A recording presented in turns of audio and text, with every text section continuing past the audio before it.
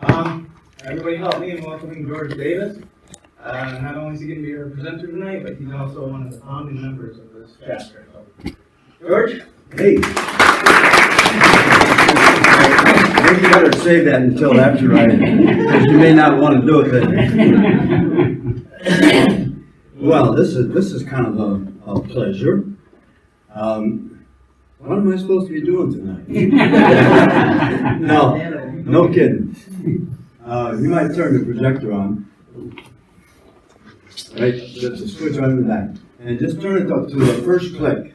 Just fan. That's fan. It's just on fan right now. You want it on that one? That's the first click? Yes, that's the first click. That's low.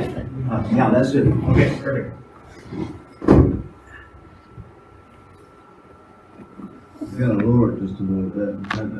Here, I'll just zoom it.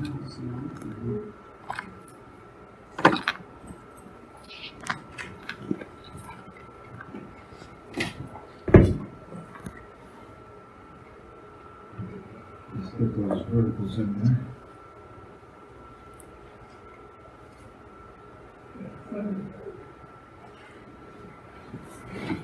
Every once in a while, you might check if it's out of focus. Just come and give that a little twist. I'll do it. I'm right here. So, according to this, I'm supposed to be doing archaeology here and there. So, another name I put to it is this is an archaeological adventure of Michigan. And you'll notice here some of these slides are maybe 25 or 30 years old, but they still tell the story. So here we go. Maybe I ought to turn those other lights out. That better? Dark, George? That's Too dark? not for me. Is it all right? Can you people see over here? Good. You know, I think if I stood over here, I'll be out of the way more. And if things go wrong, I'll just hide.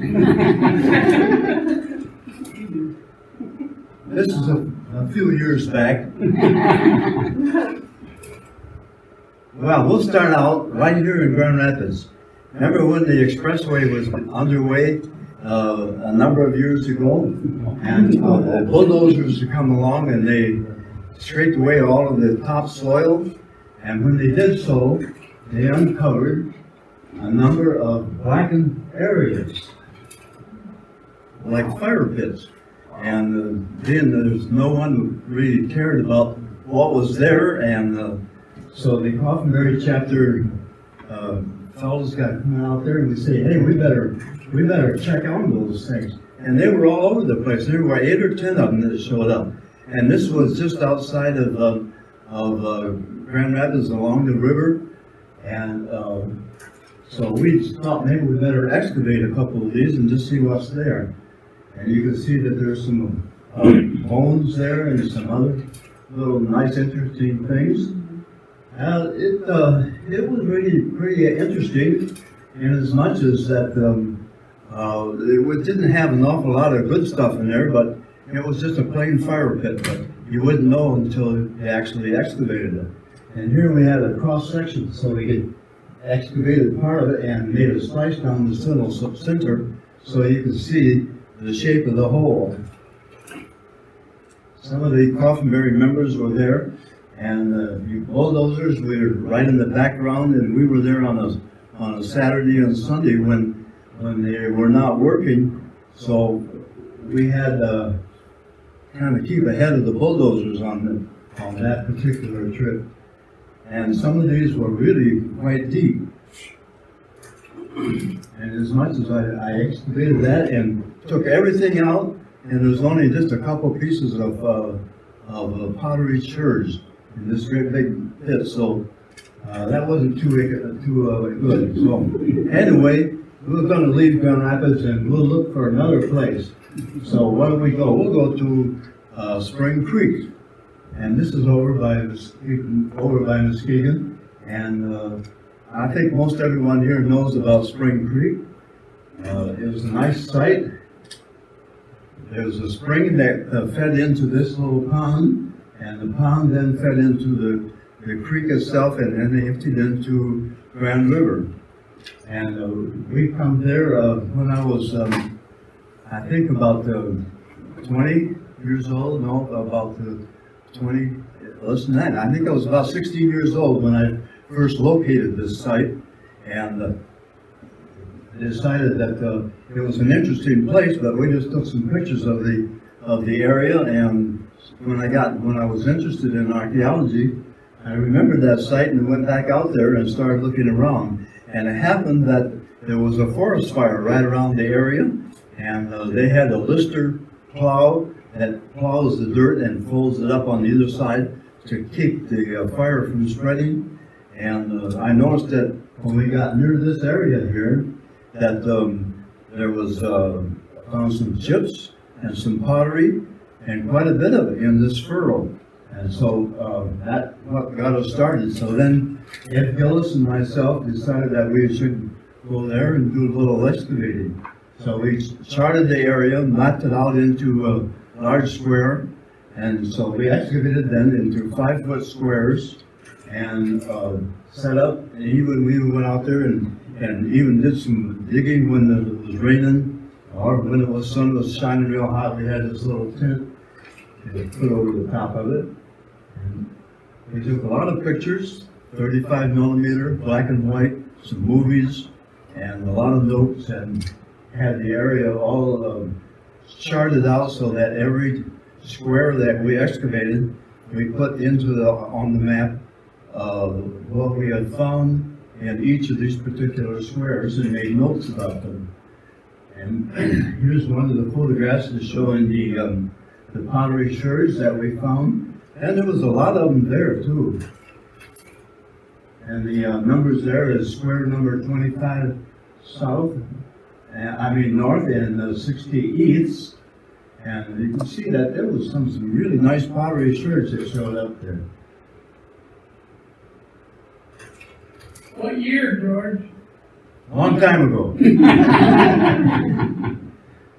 So that's Jim is there, and he did some excavating too, and he would write notes about what he found, the chips and the arrows, and the location of the pottery and the color of the soil and so on.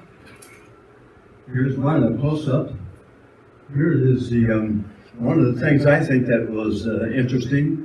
Well, you can see the pile of stones there, and it didn't look like a fire pit, but it wondered just why it was in such a nice shape there. And it wasn't very deep in the ground, and I think this was the first radiant heating that the Indians used to keep their inside of their shelter warm. So they built a fire over the top of these rocks, and at night when the fire burned down, well, the rocks were warm enough, which kept the interior warm. So I think this was a means of radiant heating. Here's another situation that we had, and you can see right in here, that's the bottom of a fire pit, and we found some charcoal in there and saved that, and it was turned over to the University of Michigan, and they take a radiocarbon dating of that particular material, and found that it was about 1,200 years old, and that sort of dated the site. Here's a close-up of that fire pit. Here's some of the animal bones that we found in the water on the little pond there, and we just went out with our my wetsuit that I had at that time, and tramped around in the mud and the soil up to about waist deep, and I could feel and found a lot of these items here. I found the jaw bones of bear, and all of this items here are from deer. Well, anyway, that's about enough for Spring Creek. So let's jump on the horse here and head for another location. So we're going to go now up to Silver Lake, Michigan. And maybe many of you have been to Silver Lake. It's an interesting location. And the dunes along the west side of the lake are still blowing even yet today, and you can see where it's going right into the lake. And if another 40 or 50 years, it might even fill that whole lake. The lake will be gone, nothing but a big sand dune. But right now, on the north end of this particular area, we found some pottery sherds and some other artifacts along this little roadway, which was used by the dune scooters that was there. And so when we went there to go up onto the sand dune area, we found that there was some pottery and a couple arrow points that we found there. Here's one of them.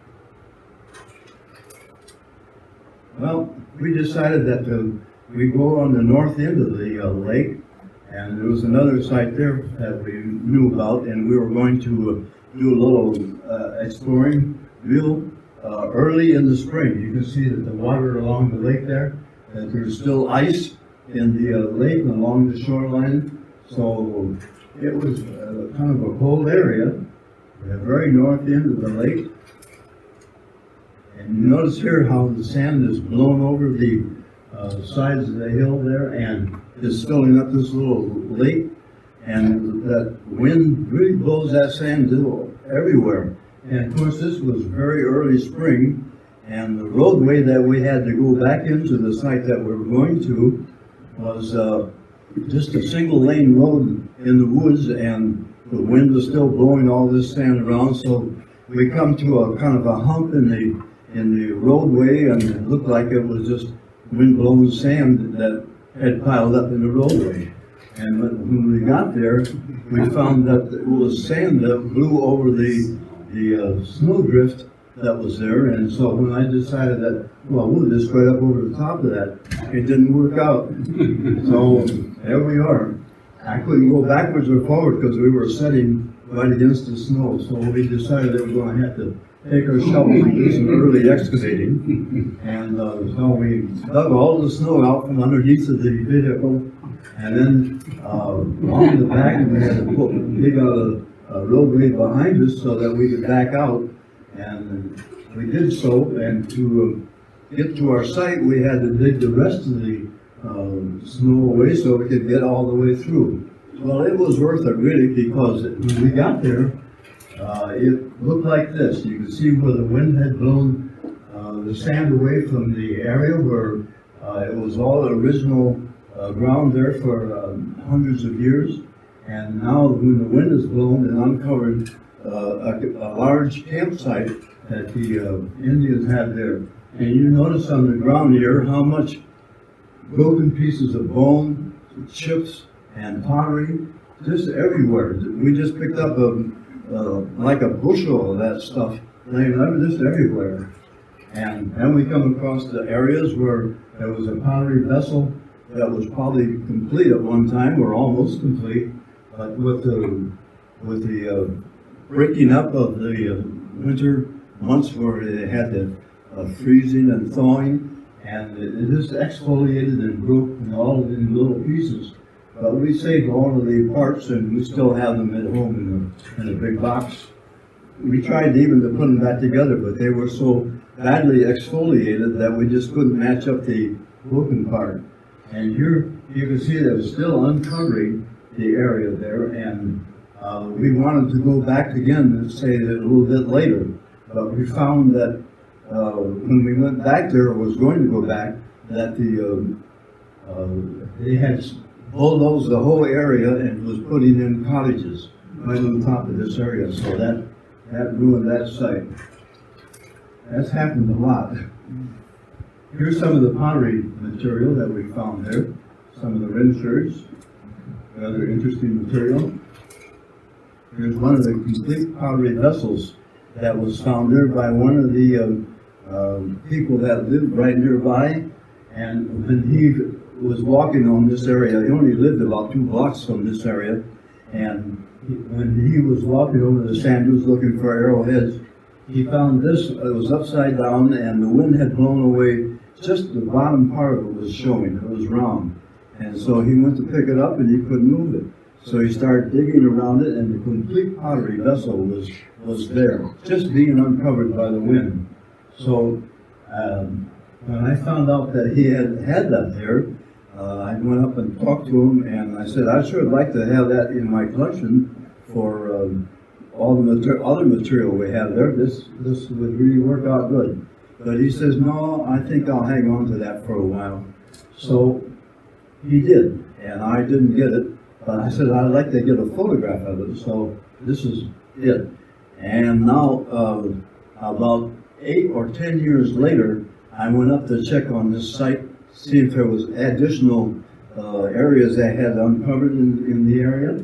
And I went to the cottage where this fellow had lived who had found that.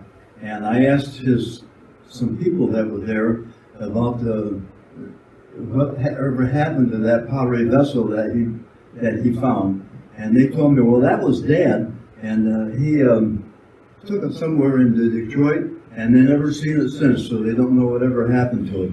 So I tried to follow up on it, and I still don't have it. The only thing I have now is a good photograph of it.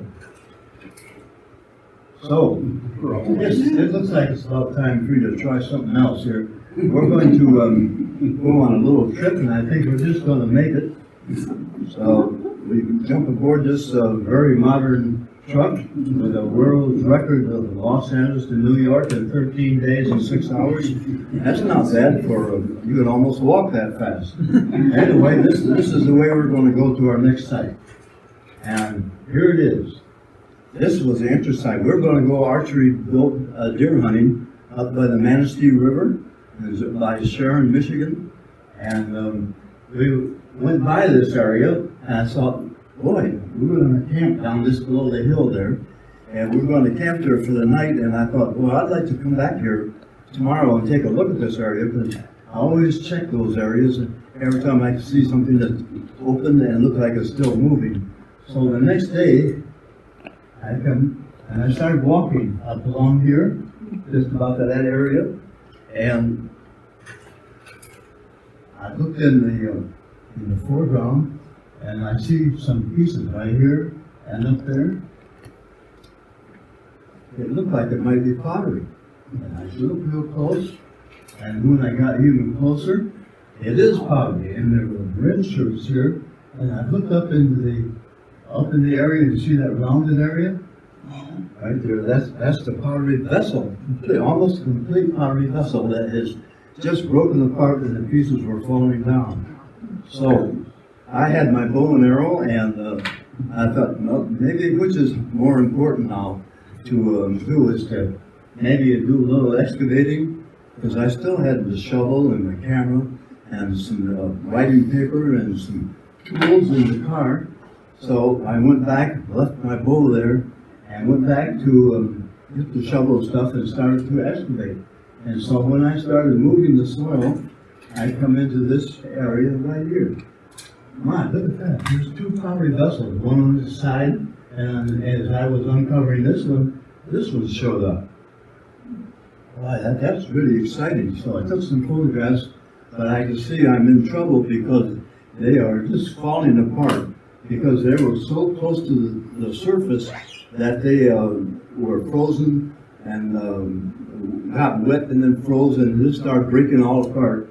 And they only didn't just break in pieces, they exfoliated. Each piece sort of split in the middle. So it just was very hard to even keep them together. So I tried to excavate enough of it so that they would still hold.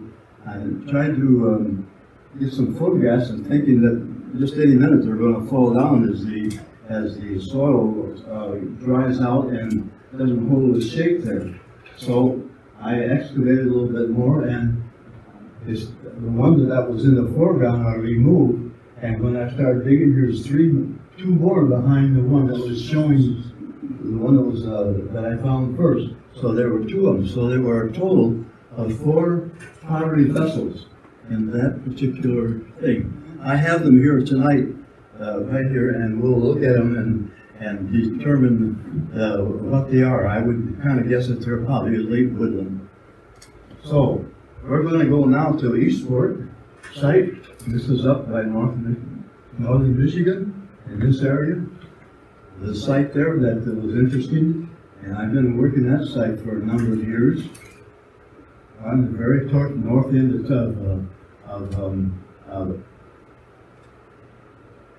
the lake here, Torch Lake, and it was an interesting spot. So digging there on Eastport, this is what it would look like. I'm standing on the site that I'm going to be showing you next excavation. This is the Grand Traverse Bay, and looking out over the lake there is kind of rough, and it was late in the fall of the year, maybe just about now, our time now, and there was big flakes of snow, big snowflakes, big fluffy ones that was coming down as we were excavating this area. So I found a spot that was just being eroded out of a bank that went up to maybe 8 or 10 feet, right up behind me, and just at the very foot of that wind-blown area, I found some pottery or some broken pieces of flint and a couple of arrow points. I thought maybe that's worth excavating. So as I did so, uncovering and had to dig away a lot of the overburden over the top of it, but as I excavated, it was a blank area.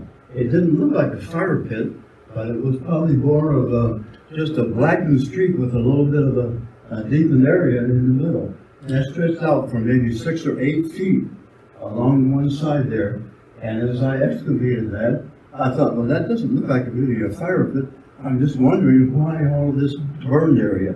And the further I went down back into it, it just sort of went and ended back here. It looked like it was just a small burned area. I have a feeling that there might have been a residence or a building or maybe a wigwam or something that had caught fire, and all of his artifacts that was in there burned. And that's what I was finding. You can see some that they showed up. There's one here, one there. Close up with that. Complete arrow points. You can see how cold it was there then. The snowflakes were really coming down. And I found that because they were in the fire, they started, a lot of them were all broken. You can see this one piece here, and a lot of these are cedar cracks where I was able to piece together a lot of them. And I think there was over 300 broken pieces that I found in there. I was able to piece back together maybe about 30 or 40 arrow points, and you can see parts of them here. But they were all from the Norwood Chert area, and the chert material was from Norwood, I mean. And it was interesting that they're all this same shape, dozens of them. In fact, maybe some of you, if you were, well, I don't think there's anybody here at the time, but when I had all this material, I had all kinds of little sharp pieces like these. These are all the bases or the tops of them. And here's a section of just the middle parts where they were broken, and then some of the points. So on my ping pong table, I put all of the points around the edge of the ping pong table. Now we took one of these middles and went all the way around with each one matching up the color and the break and so on, trying to piece together those. And I had the Coffinberry Chapter members come over to help me, and we did that for several meetings and was able to piece together many of them. But there was a lot of them too that I couldn't find the parts to, and you can see here, these are just couldn't find them. But that was a very interesting situation. So this was the papers that this area had been written up by the University of Michigan. And here you can see that Dustin up here has his name was on one of the arrow points, and unbeknown to me until I received this report, because all this material was turned over to the University of Michigan, and they studied it for almost a year and then published it. And when they returned the booklet and the information to me, I didn't know that they had made one of these the Davis point. And here are some of the other materials. There are scrapers and end scrapers and so on. There were a lot of scrapers in there, the tools. And here you can see the bottom of the Davis point. So that was kind of an interesting and a surprise, because I had no idea that they were going to do that. And they found that this was because there was a difference in the dimensions and the whatever it was that they classified by, that it was different than the ones that we found in the site. So it was written up. Here's a close-up of the area. And you can see they had a drawing of it, and then the actual photograph, and then another drawing. And this is the numerical explanation of the site, showing that what the dimensions and so on. Well, I told this to a number of people that there was a Davis point, and most people didn't really believe me. But Ed Gillis, he got a big kick out of that, and everyone seemed to be laughing because, well, who would want to know anything about a Davis point? So everybody was laughing about it. Well, I took it quite serious, to tell you the truth. So, in fact, I thought I'd just grow a little beard there, and that didn't work out too good, so I had to get rid of that. Well, up at Eastport, I noticed that on the surface of the area, there was a lot of blackened, like post hole molds. When I would scrape the top of the soil, and they were showing up quite a bit. And I couldn't figure out just what they were. I thought maybe there was a post hole with molds there that might have been a dwelling or something like that. And so I started following down a couple of those holes, and I got down that deep, and I decided that I don't think they were post holes, but they did turn out to be root cavities from the pine roots, from the taproot from pine trees over the years, and they went down looking for water, and as the root decayed and went away, it left a blackened area. So I gave up on that one. So here's Torch Lake. Down the end of Torch Lake, way down here is Torch River. Torch River. It empties into Skegamock Lake. Skegamock Lake empties into Elk Lake. And at the head of Elk Lake, as it emptied into Lake Michigan, there was a drop of about 10 or 15 feet that went into Lake Michigan. Well, the lumbermen came along about 100 years ago and decided that they wanted to float their logs and lumber down into the lake, and they had to raise it up about 10 feet. So they blocked up the outlet of the Elk Lake and raised the level of the Elk Lake and Skegamock Lake to 10 feet, which then resulted in covering up all of the shorelines all the way around the lakes. And doing so, it covered over an archaeological Indian campsite and a work site, because we just found hundreds and hundreds of chips and almost that many arrow points and so on. So as we got into that area, it looked like this. Well, the water had backed up over the area and covered over the wooded area, which then later the trees went away and all the stumps were still there, even after 80 or 90 years. And it was among all of these stumps into the sand that the artifacts were now, because that used to be the shoreline, the shore, and the Indians had their village and camp there and did a lot of work at the work site. And as the water arose and washed away the topsoil, all of the items fell right down and was laying into the sand. So there's a hard pan underneath of the sand, and the sand, as you walked in on the water about knee deep, was about 4 or 5 inches thick, and then it was kind of a hard pan underneath of that. And all of these artifacts were laying right on top of that hard pan, but as you walked around and looked in the bottom, you couldn't see a thing. But as you take your hand or your foot and just scrape away or fan away the sand, then the rocks would start to show up. So during the time that we discovered this, I took the chapter members up there, and we all decided that we're going to do some excavating in there and looking underneath of the sand underwater. And so we waded out into the water, and everyone had their expectations going, and I was explaining now what you do here is just take your foot or your hand and just kind of fan away the sand, and if you feel something, just pick it up. So as I was doing this, I had my foot underwater and was moving the sand, and I felt a couple stones out. I just grabbed one up with my toes and brought it up like this and held it up, and here was an arrow point. And they said they thought I had palmed that, but I didn't. That was really true, that was found with my toe, and I don't think even yet today that anybody believes that. But Sandra was with me, and you can say yes or no, Sandra, that's true. Yeah, that was true. So I have a witness. You have to train well, George. Yeah, but that was something else. Also, after that, I had taken Dr. Griffin from the University of Michigan. I took him up there and was showing him the site. Actually, he came up for the weekend and stayed at our cottage up there with us. And I took him out there one day and show him, and he kind of sat on the bank, and I crawled out onto a log that was sticking out into the water right off the shoreline. And he was on the shoreline, on the shore, watching me, and I had taken my hand and fanned underneath this one. I found, I don't know, 5 or 6 pieces of stone. I picked all of them up, and I didn't even look at them. I just put them in his hand like this, and one of those was an arrow point. And he just couldn't believe that it was that easy to find them.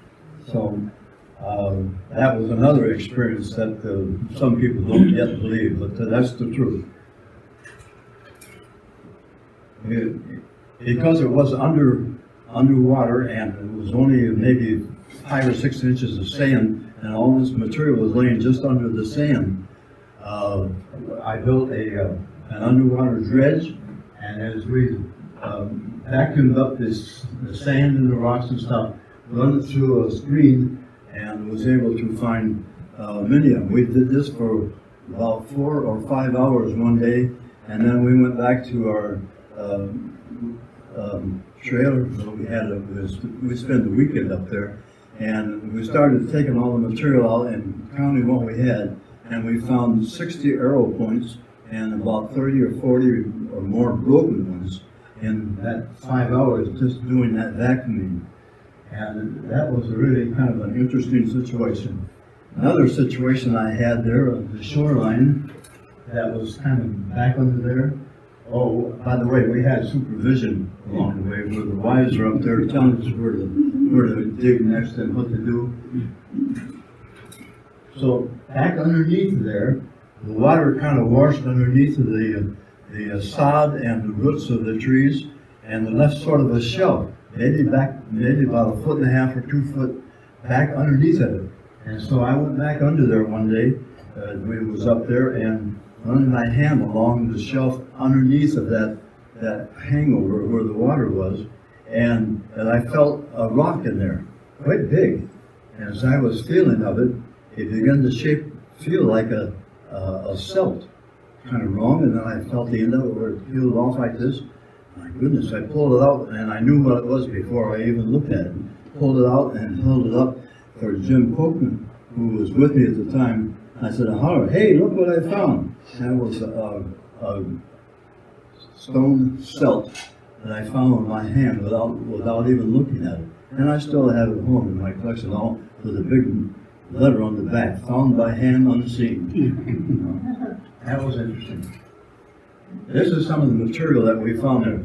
Just tons of flint chips and broken areas, broken material, plus all of the broken arrow points that were probably being manufactured and then broken during manufacture, or maybe some arrow points and bases that were after the arrow had been shot and broke the point, they'd come back and replace it in the camp, and they would just throw away the base part.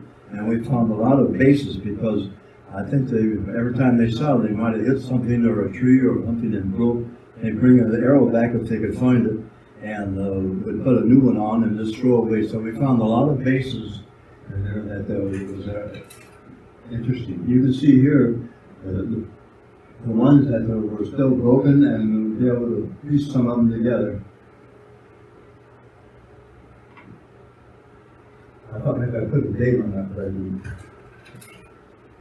Well, we're going to change our method of situation here, and we're going to go maybe do a little boat ride out to Charity Island in the Thumb Bay of Michigan, over here in the bay in Michigan, and we're going to kind of go out there and take a look and see if we can find some bayport material in the nodules of the bayport material. And as we got out there, we found that there was all kinds of rocks and very rough shoreline, and at the very end of the very small island was just around the corner, just around the end of the island up there. And it was only maybe a couple of 100 feet where we decided to put our campsite. So as we got into the island, we put up our tent and got things pretty much settled, did a little chow down and do a little writing and some photographs. Then we started to explore the island. And as we got around to the edge of the island, all rocky on the east side, and we were looking for these bayport chert material that was in nodules that the Indians had come there to use and gather. And you can see that it was pretty rocky. And as we looked down, here they were. Here's some of the nodules that still hadn't weathered out of the rock shed, but they were just laying everywhere, underwater and up on the banks there. All these nodules are bayport chert material. Well, anyway, after finding a lot of those, we decided that maybe tomorrow, I think tomorrow we're going to have to head for home, and but we had a little portable radio with us, and it indicated that it was going to be a storm, an easterly storm come up with heavy rain and some high winds. And we decided that because it's such a stony, rocky shoreline, that we didn't know what to do with our boat, that it would get banged up on the rocks and stuff. So we decided that maybe we should anchor it out into the bay this little ways and let it ride out this storm. And so that night, when we were sleeping, we get up about 1 o'clock and take our flashlight, shine it out there, and look just like that. Well, that was good. It's still there. Whoops! I didn't want to do that. And then about 3 o'clock, we had to do it again. At 4 o'clock, it was still there. And so we said, hey, it's going to be all right. Because it looked like the wind is dying down a little bit. So we decided that we'll go out right at daylight and see if we can get them, and we'll retrieve the boat because we got to go home that afternoon. And we got out there, and the boat was gone. We looked out there, we looked back and forth, we couldn't find the boat was gone. So we looked up to the end of the island there, and it was only just a few 100 feet, that's the end of the island. They said, oh my goodness, if that wind has blown it past the end of the island, it'll be 8 miles over to the east shore of Michigan. And that would be bad, it would be stranded out there. So as we started to walk towards the north end of the island, we found, here's the boat. Oh boy, we're saved partially, except the waves were blowing, bouncing into the back of the boat, and it was very, well, it was sand had blown up, it was in the water, and it was in the, well, it just didn't look good. And so we got in there, we had pulled the motor off, and bailed out the boat and cleaned out the sand. And as of course, when we first got up there, we were kind of worried because here was our gas can floating in the water. And we thought, oh boy, if we got any water in that gas, we're not going to get home either. So as it was, we just was able to get through it okay. We got the motor off and had it cleaned out and checked it out. So we headed home that afternoon and made it in fine shape. But for a while there, it was rather a question as to what we were going to do. Well, anyway, to keep on going, we found that this Morton F program was a friend of mine, and he asked me one time if I'd come over and talk about Michigan archaeology. And so I was on his live program for 2 different weeks. it was interesting. We talked about a lot of things, and he asked a lot of good questions. Well, you might say, how do we go about finding these herald points? And here's the way we do it. Just walking around with a stick, and every time you see something shiny or look like a rock that is maybe still covered up, we take the stick and just sort of give it a flip. And if it turns out to be something, then you could reach down and pick it up. Otherwise, you just sort of give it a flip. Well, that's no good, so you keep on going. And if you notice then how the tracks here is sort of sink into the soil, that was that way a lot of the fields that we traveled in and looked for.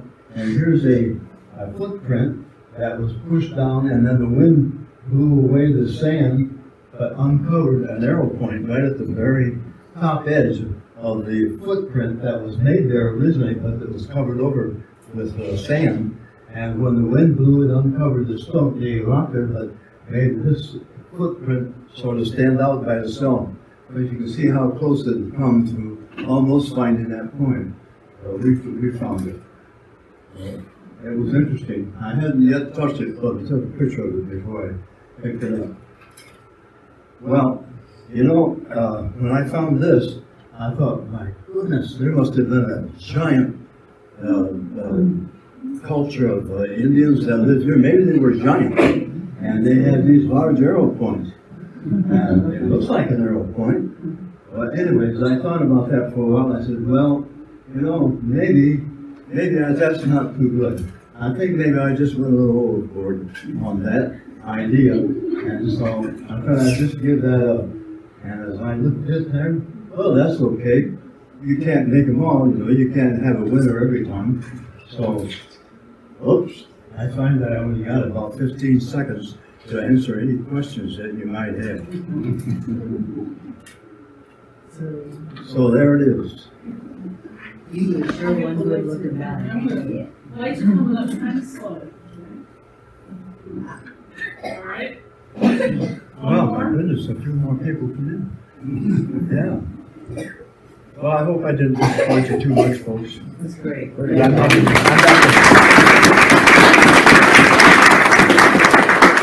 You can see the speaking is not my best. You did great. Oh, it's great. So if there's any questions, I'll be glad to answer if I can. Did you mention Sharon, Michigan? Say again? Sharon. That's up on the northern parts of Manistee River. Yeah, I know that. Yeah, oh. My grandfather and my grandmother, that's where they lived at one time. Oh, really? And my relatives are buried there at Sharon. Oh, yeah. I've been there 3 or 4 times. George, were those, you know, at that site by Sharon, those pots that were together, were they in a pit? Were they in like a storage pit or something like Yeah, that? it was in a large pit. Okay. Yeah, I think that they were probably a storage pit, because they were buried so close to the top, and they were all just laying on their side, and one was upside down. So one, the storage pit that evidently had been, all the material was used, and they just covered it up for the next year. Just left the vessels right there. But after 1,000 years, they just had so close to the surface, there was all the moisture down and freezing and thawing, and they just exfoliated all into 1,000 pieces. And I have them here tonight, so you can take a look at what was left of that. Yeah, okay, very good. Thank you so much. Thank you.